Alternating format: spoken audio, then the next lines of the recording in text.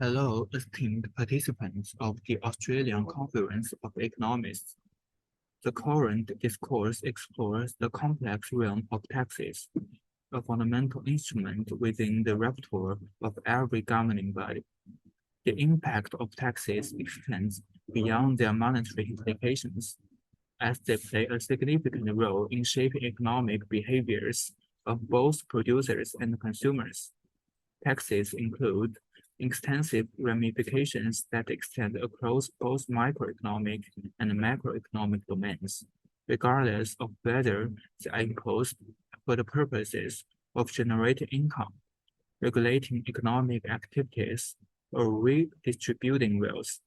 As we go through the next slides, we will analyze and examine these consequences in order to provide a complete comprehension of their wider implications in our economy and society.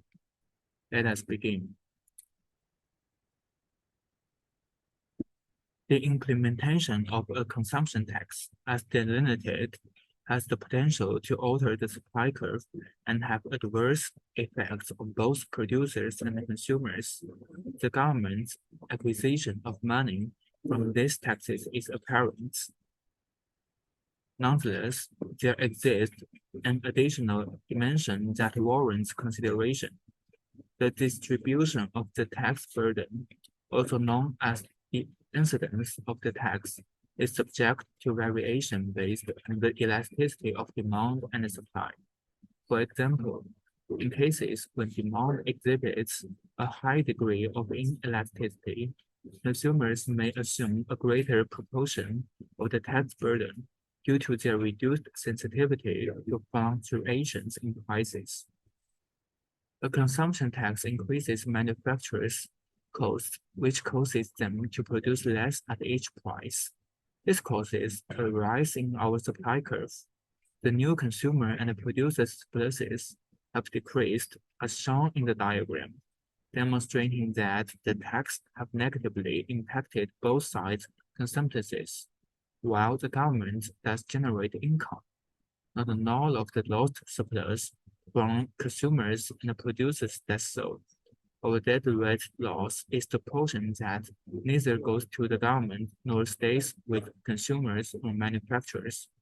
It's basically the inefficiency or waste brought on by the tax. You can see how a tariff affects our home market in the diagram below. The imposition of a tariff raises the cost of important items, which pushes up domestic prices. Because of this, domestic producers create more, while consumers purchase less. This import tax provides funding to the government. Our deadweight loss represents an efficiency loss. Nevertheless, as opposed to the consumption tax, which largely impacts both producers and consumers, the DWL of the tariff results from our effective use of global resources. We are reducing our consumption and avoiding less expensive imports. In answer 1, the DWL from a consumption tax results from behavior adjustments made by producers and consumers as a result of the tax, which results in fewer transactions and a reduction in overall welfare. The DWL from question 2's tariff, in contrast, results from two primary inefficiencies.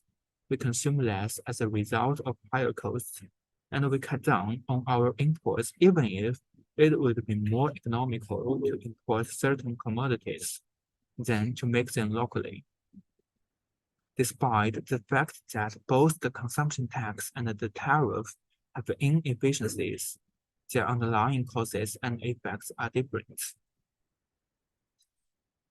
Consumption taxes may have a significant influence on the overall economy, although the concept of stagflation in relation to consumption taxes was briefly discussed.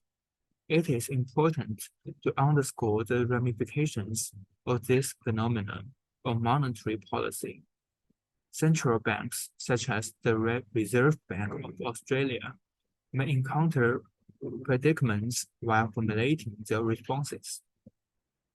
In the context of addressing inflationary pressures, It is common for a central bank to contemplate the use of contradictory monetary measures.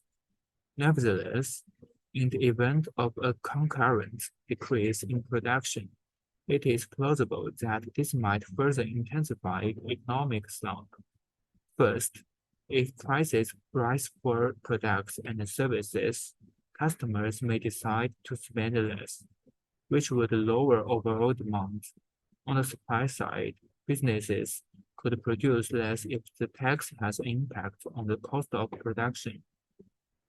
Stagflation, when we experience both lower economic production and higher prices, might result from the combined impact.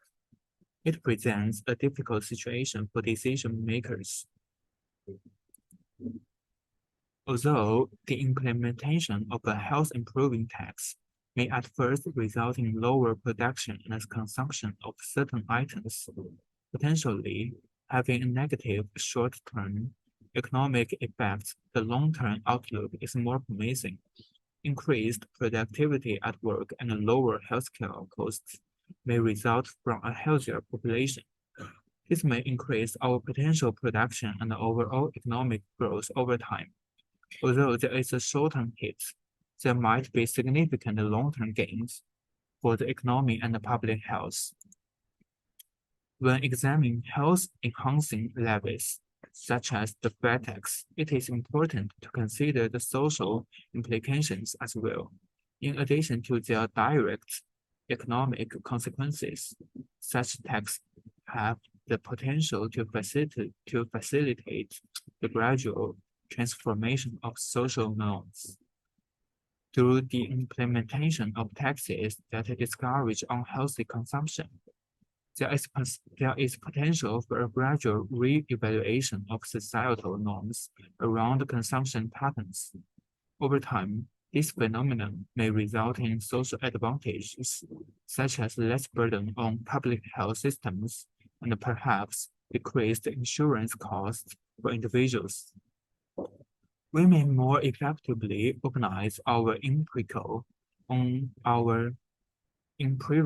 study by utilizing this DAG to visualize our assumptions about how a fat tax would affect both health and economic results. The correlations dissipated by the arrows would then be estimated using economic techniques while keeping an eye out for any possible confounders that can skew our findings.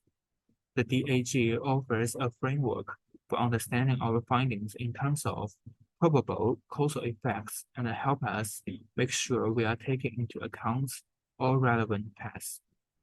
When analyzing the consequences of legislation like a fat tax, the DAG provides a methodical technique to consider the different causal paths. Researchers may better devise empirical tactics and more properly understand their results by visualizing these linkages. It's an effective method for making sure policy assessment is